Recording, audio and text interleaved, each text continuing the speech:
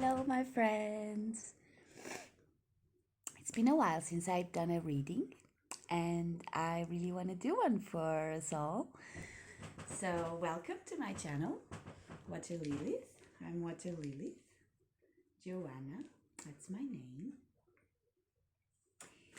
I'm very happy to see you all and that you came by to visit. If you like my videos, please subscribe. And yeah, let's see what's going on. Let's get ready. Let's get ready. Ready for something.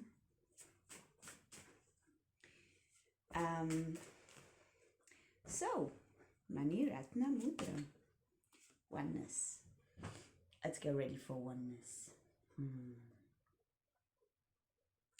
It's 8:39, so we're talking about some collective beginning.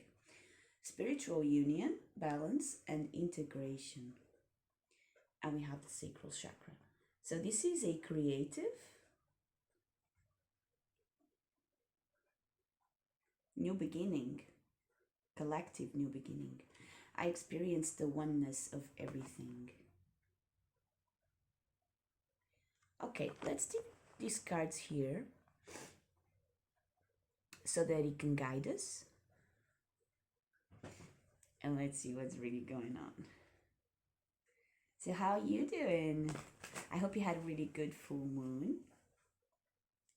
I hope you managed to connect in harmony with the people that are important and you found the gifts, the lessons,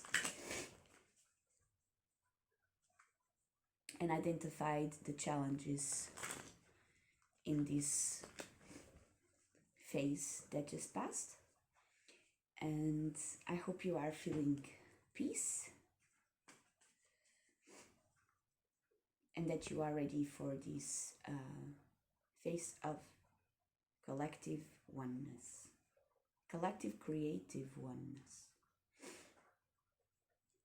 So I'm seeing like we are subconsciously moving in a direction that is very focused on creating something that is collectively harmonic.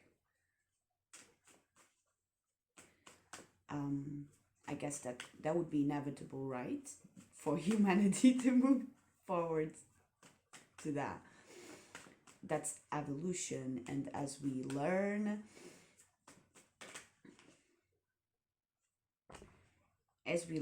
we see that there's some things that's just not worth it to hold on to, because I know it does hold a very strong power, because it's the material world, it's matter, it's what matters, it's matter.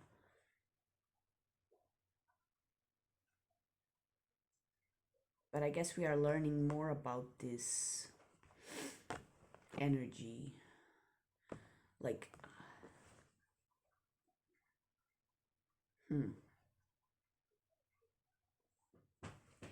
I'm noticing like here these two hands are holding a heart, and here these two hands are holding a pentacle that is a representation of God, metta, somehow.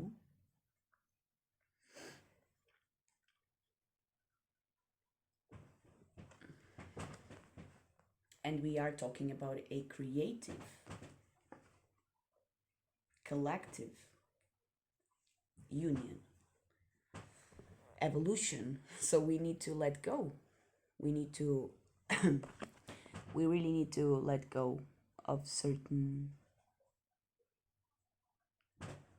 things that are very solidified.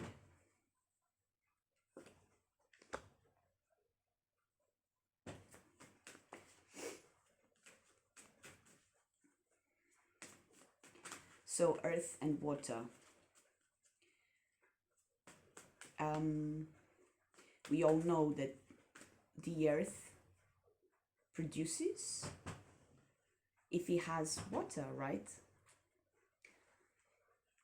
And the earth not only produces, as in being productive, but it also thrives in harmony, in abundance, not in like just producing enough to survive, but really being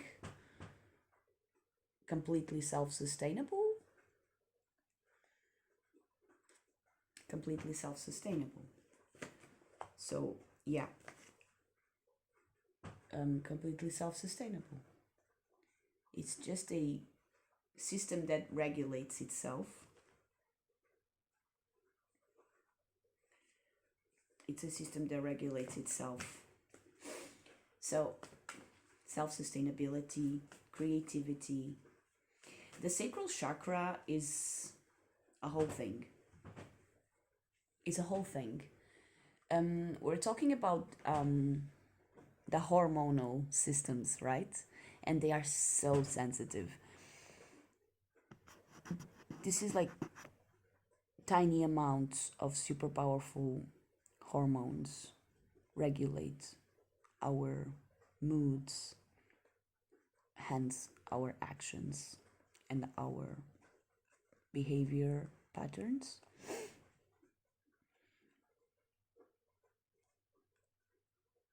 And we know that men and women are different, but let's be true. We're all vulnerable to certain levels, and we're all very strong to certain levels too. And we all have a sacral chakra, whether we are women or men. So let's just put that aside and focus on oneness, on the heart that is between the two poles. The heart that is in between the two poles. And the meaning of this second chakra is inner dwelling place. So this is below the navel, which reminds me of this thing I wrote a year ago, which is up in a mountain contemplating my navel. And that day a year ago, my sister painted my black ink tattoo with loads of colors. So this bird I have in around my second chakra became really colorful. And I had these pictures that really just mixed together. It just like there was something connecting all of them, although they were all different. There's this inner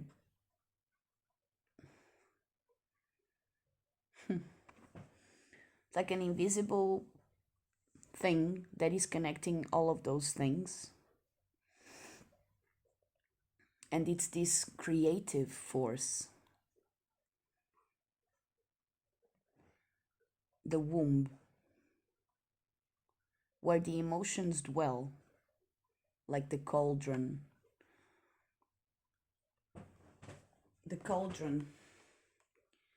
where the alchemy occurs. The sound for the second chakra is vam. Vam. So there's this feeling of aim, of vam, vam, vam, vam, like a car starting, right? So our cauldron, if we're a car starting, our cauldron must be fueled with the right fuel.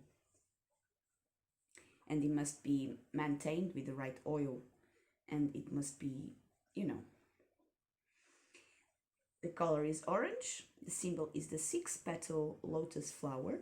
So the 6 is a number of receiving the abundance of the creative intelligence, that nature is such a beautiful representative of, right? This chakra rules the reproductive organs, the ovaries and the testes, and its element is water, and its qualities are fluidity, receptivity, creativity, and pleasure. Svadhisthana. This is awesome.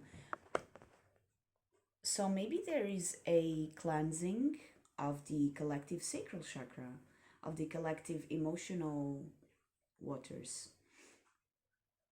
There's a detachment from tightness to the material world. There's a need, a feeling, an openness.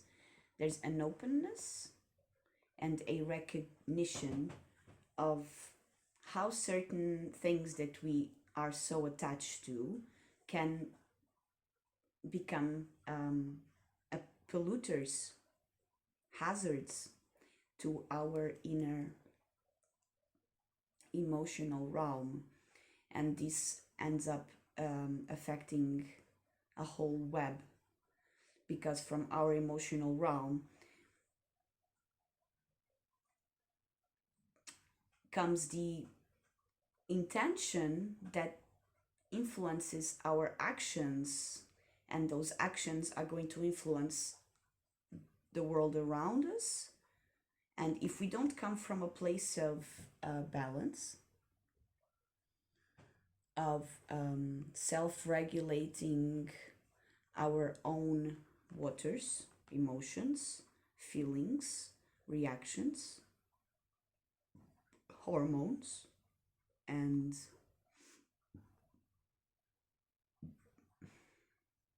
impulses, that's what we're going to pour into the world, into this web that we are creating with others and with everything. We also with this massively powerful and beautiful and abundant creative intelligence that is unity, that is this liquid, plasmatic sea of consciousness that everything is traveling through. And that includes the process of holding on to matter, but it also includes the process of letting go of it. And it's very difficult. The process of letting go is so difficult. Let's talk about that. Let's ask the mushrooms for some help, because the Eight of Cups came upside down, which makes me feel like this is an ongoing process.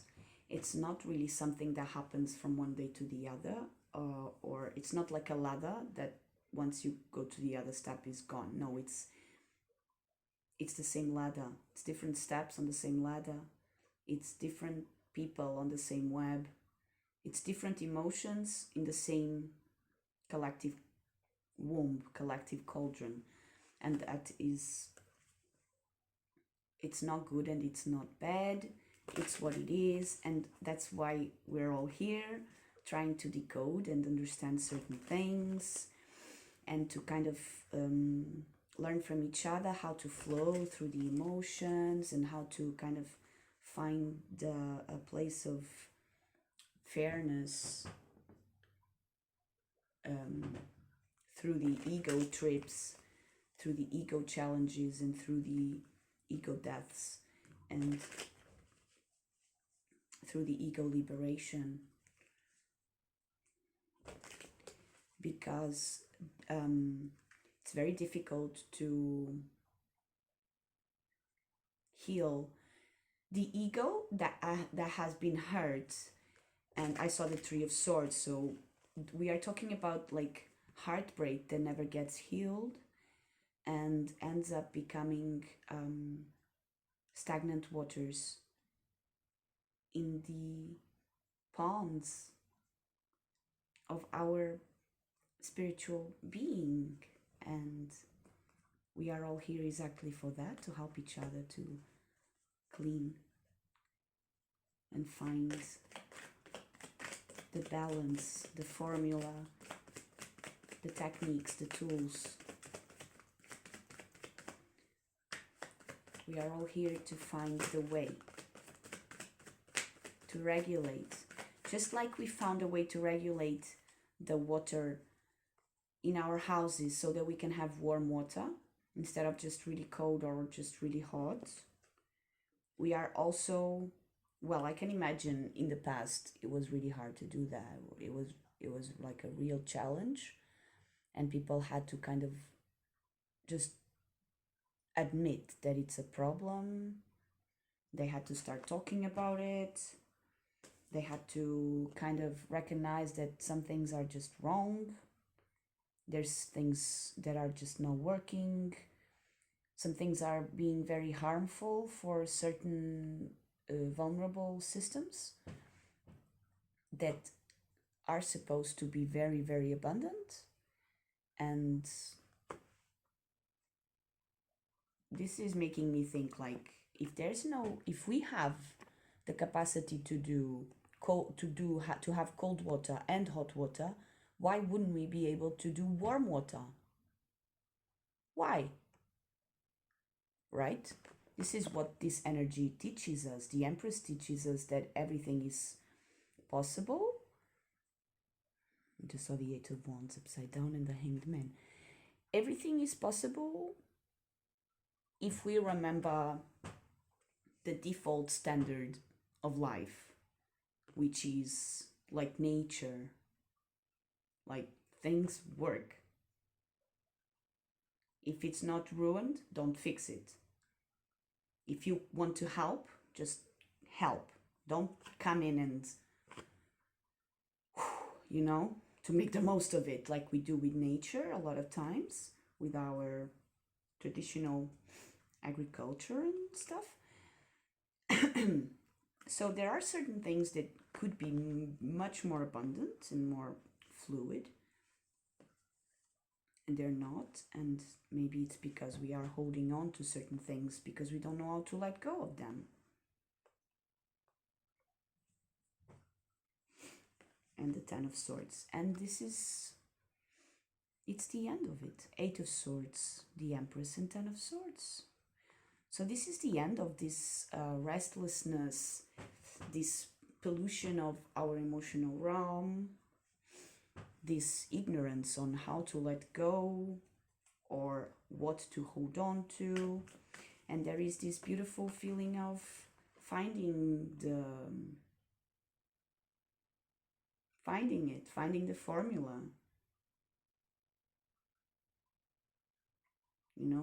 doing it, getting it right, doing it all together, finding the balance all together,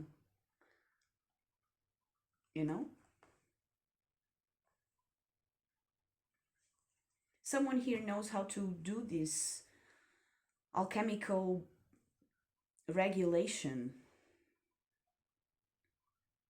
of things in a way that is successful.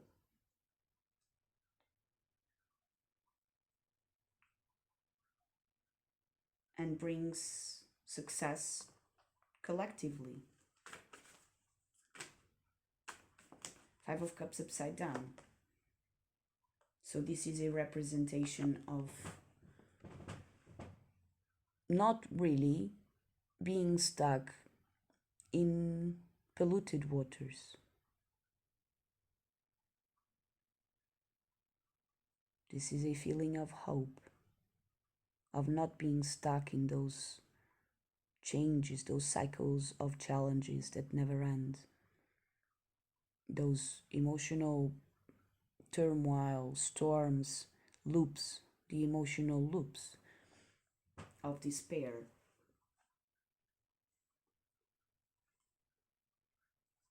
Not anymore, moving forward, finding the drive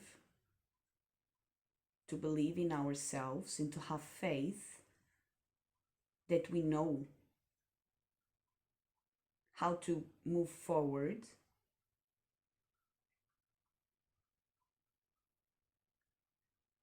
to be happy. It's very simple.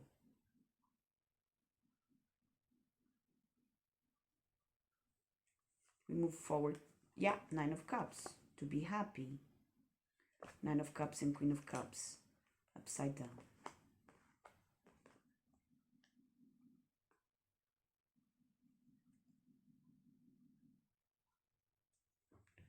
Just give me a second.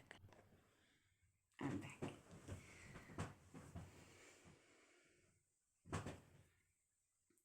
So the Nine of Cups and the Queen of Cups upside down are telling me that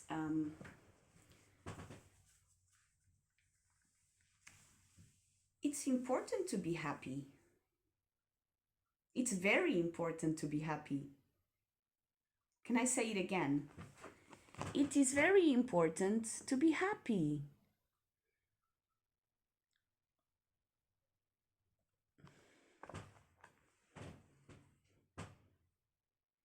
And as soon as we identify how to be happy, we go. Even if we don't know. And there's a card here, sideways, under Temperance and the World.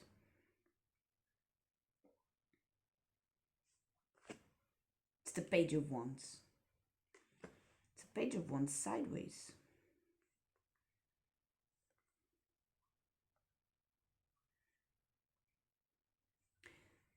So,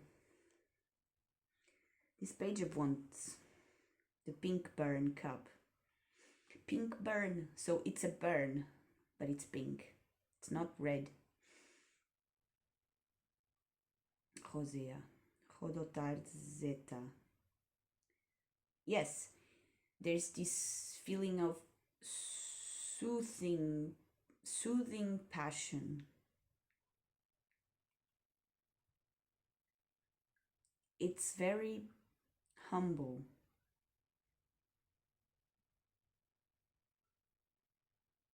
And although it holds a lot of potential, it doesn't control it.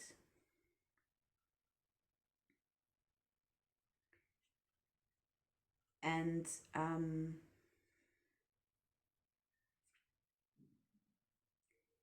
because it came sideways, it's making me think like it's much more than what the card is telling me. So I don't know. So let's see if there's there was a red card here on the top. Maybe that was the one. There's a feeling here of okay, so this process of regulation, successful regulation of emotions,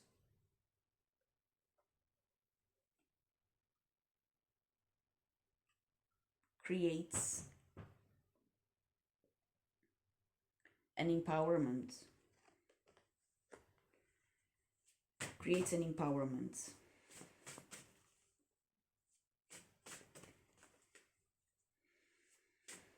And when we notice that we are corrupted, we are not happy, we can trust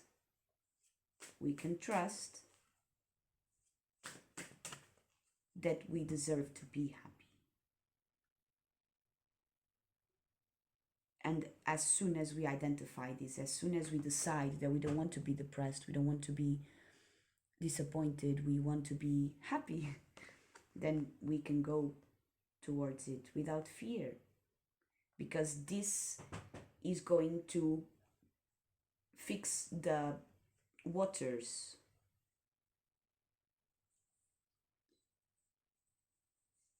This is going to regulate everything.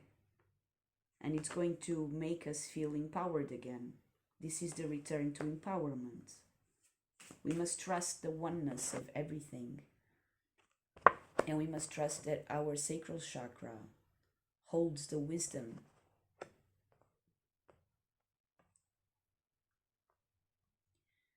Our emotions are very primordial in determining our path.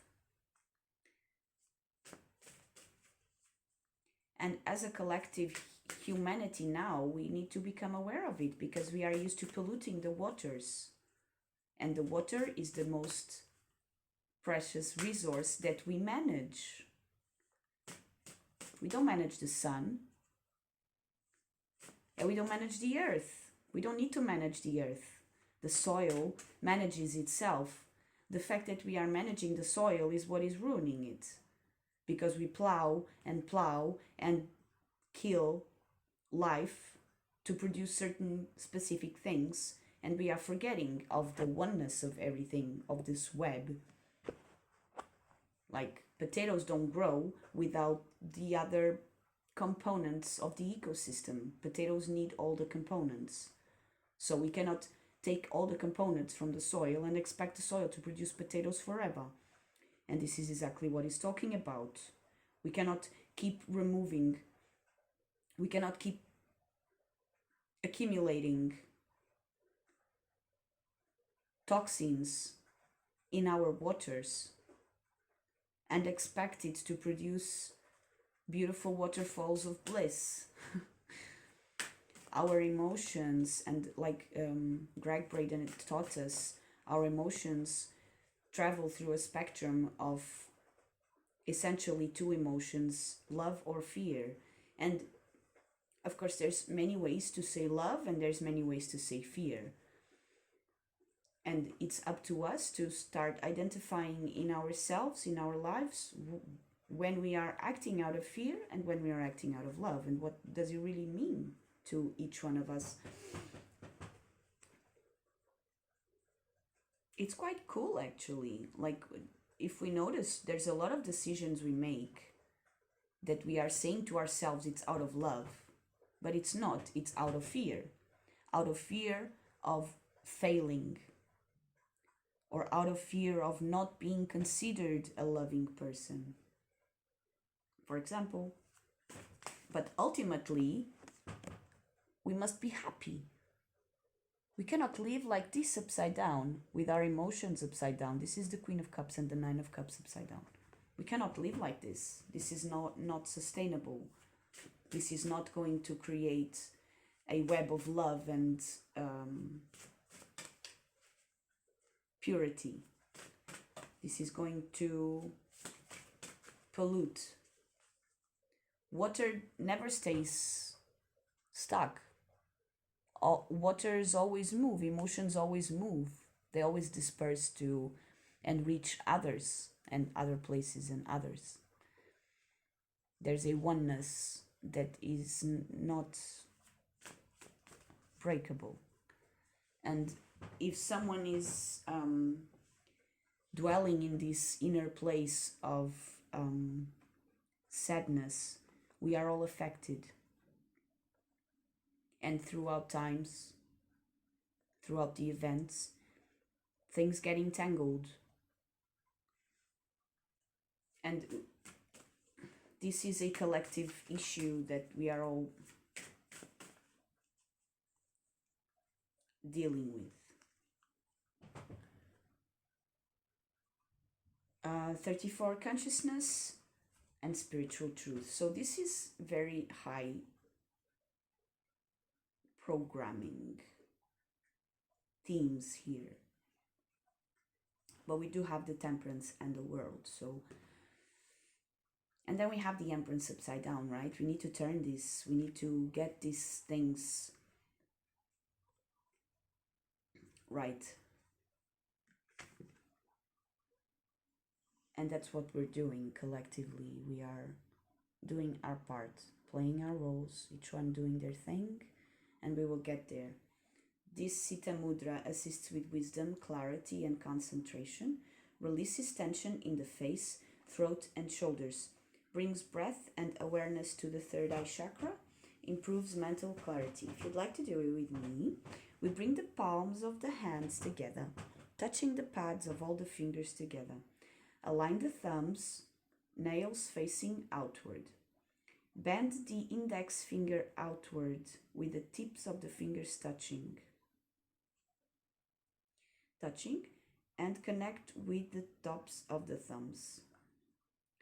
Relax the shoulders down with elbows slightly away from the body.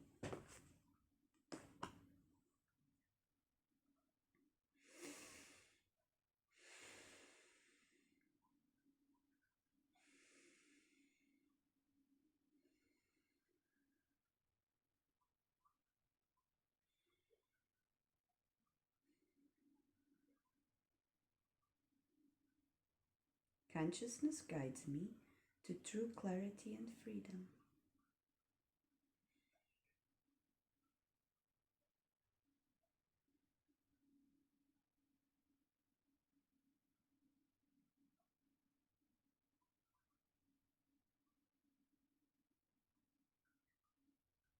I'm hearing like we must trust our consciousness. The things that we are aware of are very important.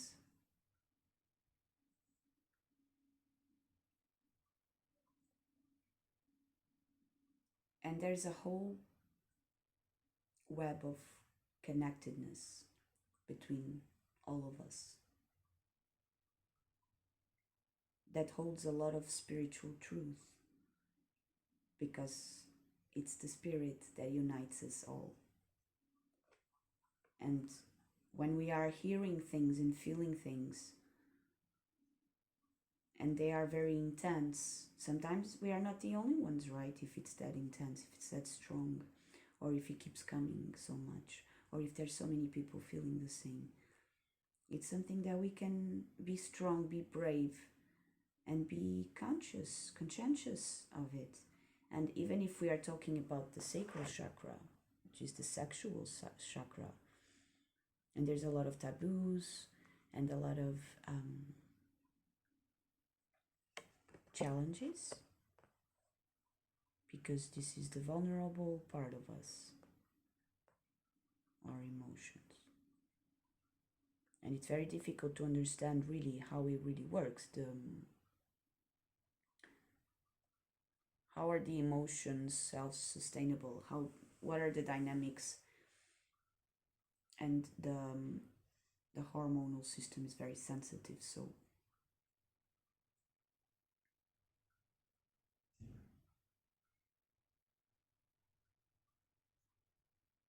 it's a science, it's an art, and we're here for it. So let's go. Thanks, everybody. See you next time.